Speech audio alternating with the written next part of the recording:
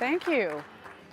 So to kick off a panel about ethics and conscience, I wanted to highlight some of the most critical ethical choices we make, one of which is whether to serve and when to continue serving. And there's a very important extreme ethical choice that's available only to those who are actively serving, which is in a critical situation to resign their post and talk about why. Like a bee sting, it's an incredibly costly and risky choice for the person who does it, but it has more impact than anything that can be done by anyone who's outside of government. Happens rarely, but it's there as a backdrop to all of the everyday ethical and conscience choices that public servants navigate. So I want to start off with a story. Each of our panel members is going to tell a story, and then we're going to have a discussion just about one of those more everyday ethical choices. I just finished up a 2-year term at 18F, and one of our longest term agency partners was the Department of the Interior. We helped them build a gorgeous website for their Extractive Industries Transparency Initiative. That mapped fossil fuel extraction by state, and it was built by a combined team between their staff and our staff under the previous administration. And the current administration chose not to continue following the international initiative that generated the building of this beautiful site. We heard from our staff and from their partners that they were facing either shutting down this really beautiful and useful thing that they'd all built together, or substantially changing the way that it worked. And a lot of them were people who felt that fossil fuel transparency in a climate change environment really is a conscience matter. So this sounds like it's coming to an impasse. But in fact, it was resolved in the end with a simple name change. The site survives. It's no longer called EITI. It's called National Resources Revenue Data, or NERD. I love them for that. And there's reason that they were able to negotiate this is because they followed one of the other critical duties of public service, which was to act with political neutrality. So they didn't connect their conscience to a particular political position, and therefore they were able to negotiate the continuance of a neutral site under an administration with a significantly different policy. So I consider this an ethical success, and I think that it is really interesting to look at these everyday stories. We're going to hear a few more from our panel. We have some really wonderful perspectives. Brandon Boyer is an engineer who's worked with both Defense Digital Service and the Seattle Police Department. Christa Harstock is a Code for America engineer who is working on the Integrated Benefits Initiative.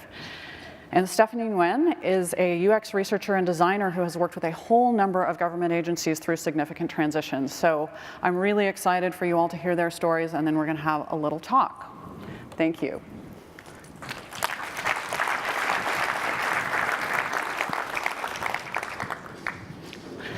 And let me introduce Brandon. Sorry, Brandon. How's everybody doing? So, back in 2013, I was a GIS analyst at the Seattle Police Department, and we got involved in a project to do what then was the hot topic in the industry, which was predictive policing. And so what we did there is, the premise is pretty simple. The system will pull in 911 data, it will do its magic with its machine learning algorithm, and it will tell the officers where they should patrol to have the greatest impact on crime. And so the mayor, the chief, they loved it. The officers hated it, and I was absolutely skeptical. So when I looked into it, I immediately noticed a handful of problems that I think were ethical issues. Number one, the algorithm that the system used was proprietary. So we had no idea if it was doing what it said it was going to do, how it was doing it, or whether it would actually change. And we're deploying officers based on that, which is a bit weird. Number two was the simple fact that it's getting its information from 911 data. And anyone who's analyzed 911 data, I was one of those people who did that, would immediately know that 911 data is biased. Police officers don't necessarily have the luxury of choosing their customers, so if someone calls 911 for a class-based or racially biased reason, officers still need to respond. That gets into the system, and that gets fed into the machine learning algorithm, which now has taken and amplified that bias. So now we have a biased machine learning system. And the third thing was the big one for me, which is, how do you do a control to see if this works? The officers and the mayor, they said, well, if crime goes down in the area where we test this out, it works. But this isn't a laboratory. This is the city. This is the real world.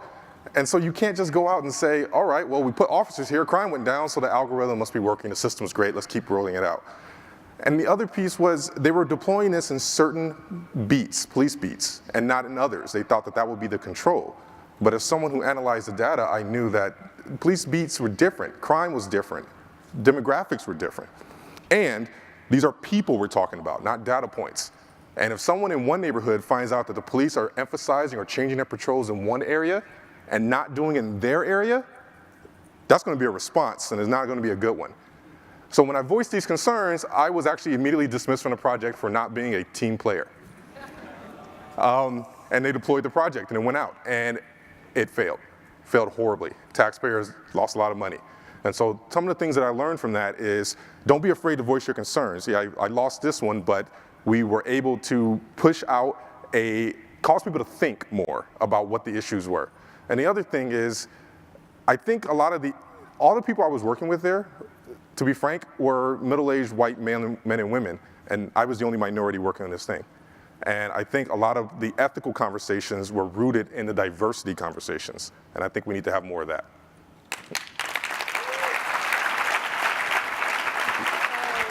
Next, we have Christa Harstock from Code for America. Christa.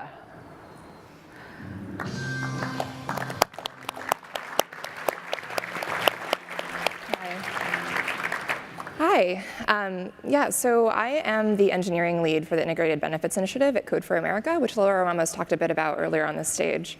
But effectively what we work with states to make a more human-centered process for enrolling and receiving benefits. And so earlier this year, we had a difficult sort of ethical question to consider as a team. And that was, will Code for America, and specifically my team members and I, help a state implement Medicaid work requirements? So first, what are Medicaid work requirements? So they're basically looking to tie eligibility for healthcare to employment.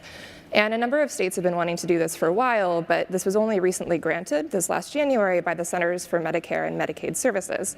So it's new, it's kind of experimental, and like many states, like only a couple of which are represented here, are moving to do it. And for us, the question as to whether we would work with the state on Medicaid work requirements wasn't hypothetical. States were approaching us as part of this initiative to do a pilot with them to build a more human-centered process for complying with work requirements. But for me, when we approached this question, I had a really visceral reaction, and I think many of my teammates did too, but I was really loud about it. And to me, it felt like it was a bad policy that was made in bad faith, that was entirely intended to keep people off of healthcare, which is not why I joined this program.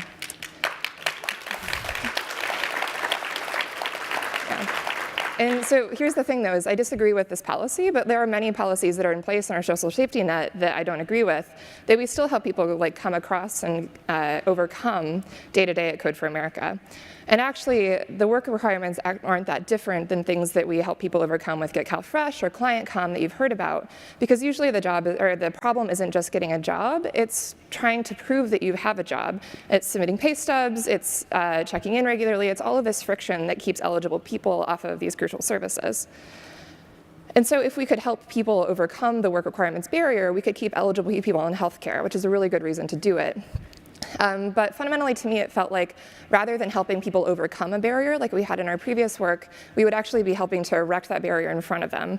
And it's something that I just really struggled with.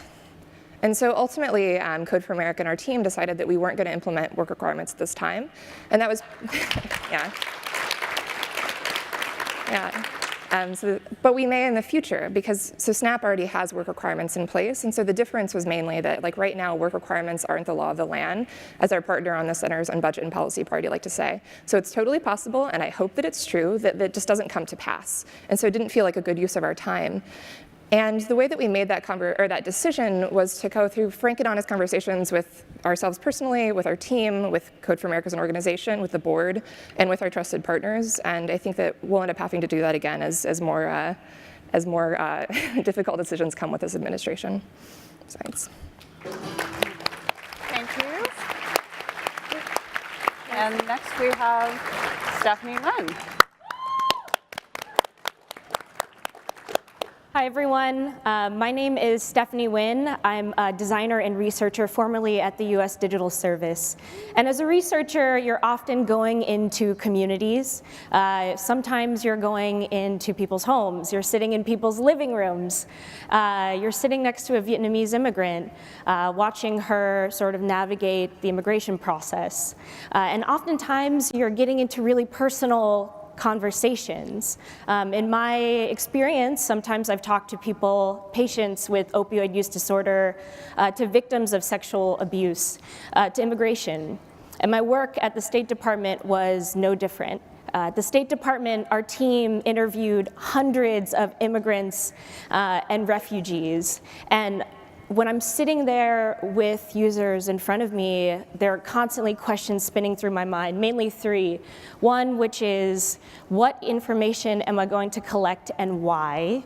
Two, how am I going to collect this information? So what types of questions might I ask?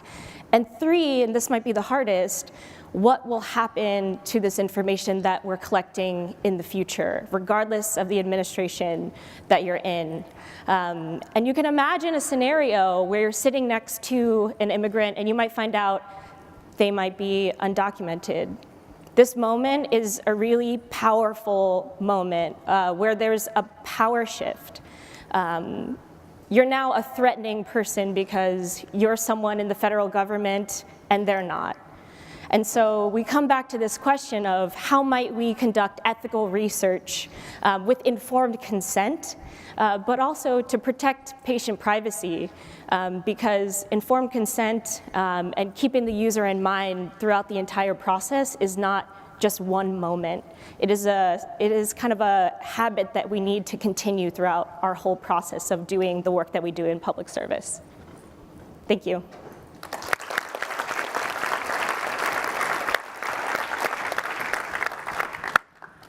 So thank you, all of you, for sharing these stories. And one of the things I wanted to start our discussion with, as we've been preparing the panel, is that all of these stories were kind of hard to tell. And I think for me, it was one of the hardest stories I've ever told, even though it was one of those everyday choices that I talked about. Partly because I was so concerned about accuracy and making sure that I represented how our partners had followed their duty of neutrality. That if I missed a stitch in telling this story, it was much higher stakes than normal. So I wondered if you would share a little bit about how your stories were hard to tell, because I think part of this panel is to get these conversations going in the community, and we need to know what's hard.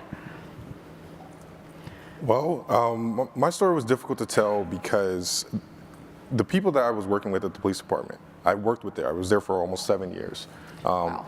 The other people on the project were sworn officers. Lieutenants, sergeants, and this was a project that was going all the way up to the mayor's office. And the department had recently come under DOJ consent decree. There was issues in the news about police violence, uses of force. Black people all over the country were starting to get shot, and awareness was growing on that. And I knew that the folks I was working with cared. And so having the conversation saying that I know your heart's in the right place, but you're doing it wrong, was a tough conversation, and almost one I didn't have. Wow. Yeah, I think for me, the reason why this story was hard to tell is because so for Medicaid work requirements, a lot of the states that are moving to adopt them are states where there's high Medicaid eligibility. So there are like large populations of folks who are going to if we were to remove ourselves from that conversation, we wouldn't be able to help them overcome the barriers that are going to be put into place. And for me, I'm from Ohio, I have family in Indiana, I have a lot of friends in Kentucky, and these are all areas that are considering putting these things into place. And so it felt like, for me in some ways, if we were to choose not to, go into this space, that we were sort of turning away both from need and for things that I have personal connections to. And so I think it's hard to have a conversation around will we or won't we, and with Code for America, we have a choice, which is a bit different than being in government, without acknowledging that when we say that we won't, that means that we're sort of leaving people out. So. For me, as a researcher, I think this conversation applies not just to me, but for everyone on the team, especially when you think about personally identifiable information that you're collecting. Each one of us kind of runs through that information in some capacity and collects it throughout this work that we do. And if you think about a field like Medicare, where the data that you're collecting is not just about behavior of what you do online, but it's about your DNA. And your DNA reflects not just information about you, but it reflects information about your families and your future children. So how do we handle this data, and how do we ensure that we're protecting patient privacy? Wow. So that is a great snapshot of the difficulty in talking about it, which has a pretty good reflection of the difficulty in doing it. The issues that we've talked about are not new things brought up by any particular political shift in the United States or anything like that. They're almost part of the work of government. So how do we approach over time just continuing to work on these things? From my standpoint, I got involved with open data, especially at the police department, which was relatively new at the time, and pushing out 911 data, reported incident data, and making that available. My goal and idea was that it would raise awareness with the general public. If you provided this data as much as possible to let them know what was going on, they would be more inclined to want to be involved and ask questions. Did that work? Well, it worked to the extent that once awareness of police activity hit the broader audience, Okay. The shootings The and uses of national force, news. having that data set not only helped, unfortunately, reinforce some of those views, but also helped assuage some of those views because they had the actual data. So we actually got a lot of good feedback about that. So the data is in some way sort of performing the function of being tangible and neutral and not just part of a... That was the idea. That was the idea? Yeah. Okay. So for me, I think professionally, it hasn't, like this process has sort of informed what I think when there's a problem, when I think it's useful to run at it versus wait. And I think for us in this specific situation, like Code for America as an organization talked a lot about like harm mitigation. And I think like when we talk about harm mitigation, we need to know like when are we actively creating harm versus when are we like reducing harm. And so that's something that I think I've continued thinking about. And then also for me personally is like figuring out like what are the things I can deal with in a professional capacity through technology or through design, and what are the things that you just need either activism or policy to change, and making sure that like independent of any professional activity that you're pushing forward in that way too. I think something that we can do in the future is really think about what habits can we build in the work that we do every day. So as a user researcher, there are things like, do you write down users' first and last name? You probably shouldn't in the work that you're doing. Are you handwriting the notes in the interview that you're conducting? Where are you saving this information? Is it audio? Is it digital?